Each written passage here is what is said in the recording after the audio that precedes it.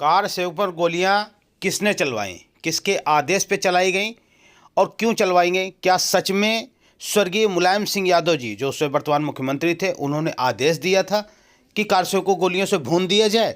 आइए इसके बारे में जानते हैं पूरी रिपोर्ट।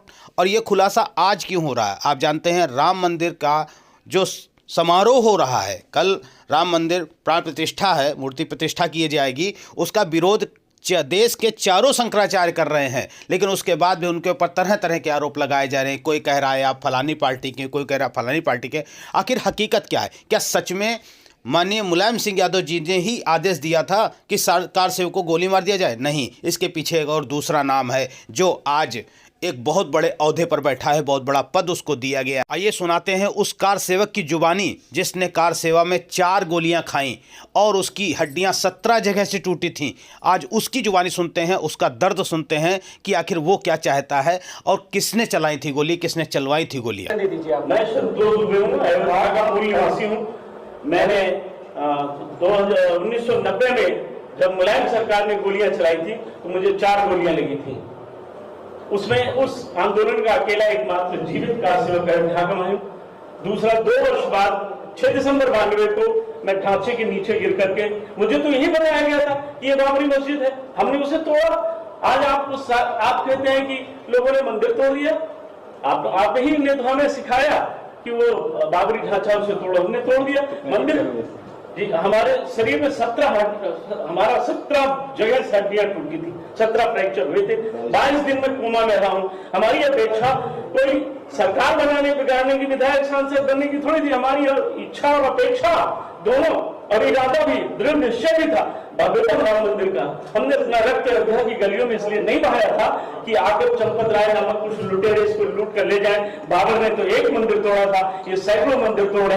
हमने इस दिन के लिए लड़ाई नहीं करी थी। ये तो रही कार सेवक का दर्द, जो कार सेवक की हड्डियां टूटी, 4 गोलियां लगी। एकमात्र कार सेवक, इनका कहना है मैं केवल जीवित बचा हूं, बाकी वहाँ पर, क्योंकि गोलियां चलने के बाद कौन बचता है आप भी जानते हैं। लेकिन ये समय जो गोलियां चलाई गई थी वो किसके आदेश पे चलाई गई, इस पर भी हम चर्चा करेंगे। जाने माने पत्रकार, बल्कि ये कहें कि ग्रुप एडिटर रहे हैं कई, लगभग 18 समाचार पत्रों के, उनको देखरेख में उनके समाचार पत्र छपते थे। आइए उन शुक्ला जी से आपकी चर्चा कराते हैं कि उन्होंने क्या कहा इस गोलियां चलने के पीछे आखिरकार हाथ किसका था और आज वो कहां पर है। हमें वो गुण है कि जिनके बारे में बड़ा किताब लिखी जा सकती है। बहरहाल मैं आज उसी बात पे करूंगा जिस पे केंद्रित है कि मुझे याद आता है, मैं उन दिनों स्टूडेंट था और स्टूडेंट पॉलिटिक्स भी करता था, और मेरे फादर पुलिस ऑफिसर थे और फादर की मेरे ड्यूटी लगी थी इस कारण से फैजाबाद में। तो फैजाबाद मतलब अयोध्या, तब जिला फैजाबाद कहलाता था। तो अयोध्या ड्यूटी लगी थी, तो वो उस सर्किल को हेड कर रहे थे। और उस समय नपेंद्र मिश्रा सचिव हुआ करते थे, और उस समय प्रिंसिपल सेक्रेटरी की पोस्ट नहीं होती थी। उस समय चीफ सेक्रेटरी होता था या सेक्रेटरीज होते थे, स्पेशल सेक्रेटरीज होते थे, वो होता था। तो ये मुख्यमंत्री के सेक्रेटरी थे। जब ये घटना हुई तो जब ये लगा कि मॉब बहुत बढ़ रहा है और सारी चीजें, तो ये इन्फॉर्म किया गया सीएम सेक्रेटरी को, क्योंकि सीएम से तो सीधे बात होती नहीं, वो ऑफिशियली उसी को होता है। तो 2-3 रिपोर्ट भेजनी होती हैं। एक रिपोर्ट डीएम और एसएसपी सिग्नेचर करके भेजते हैं डीजीपी ऑफिस में, एक होम सेक्रेटरी के यहाँ, और एक जो मुख्यमंत्री का सेक्रेटरी वहां।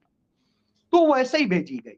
उसके बाद में नपेंद्र मिश्रा ने खुद उसकी कमान संभाली और गोली चलाने का आदेश राम भक्तों पे जो कहा जाता है।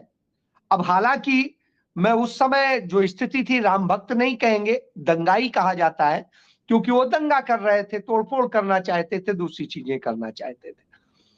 तो उन पर जो दंगाई कह के गोली चलाने का जो आदेश दिया गया था वो नपेंद्र मिश्रा ने दिया था। फिर आप सुन लीजिए, वो नपेंद्र मिश्रा ने दिया था।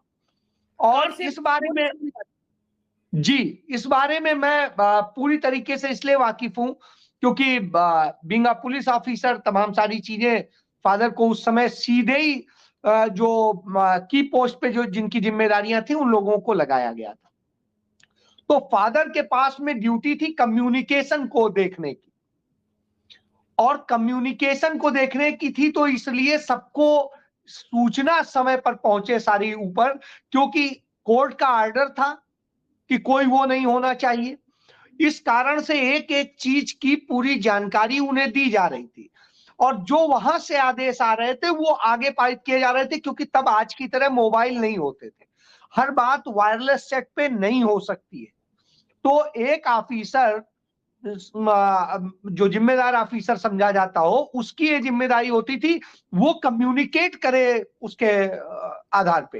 तो वो जिम्मेदारी फादर ने चूंकि उस समय निभाई थी, इसलिए मुझे पता है कि यह आदेश खुद नृपेंद्र मिश्रा ने गोली चलाने का दिया था, मुख्यमंत्री ने नहीं दिया था।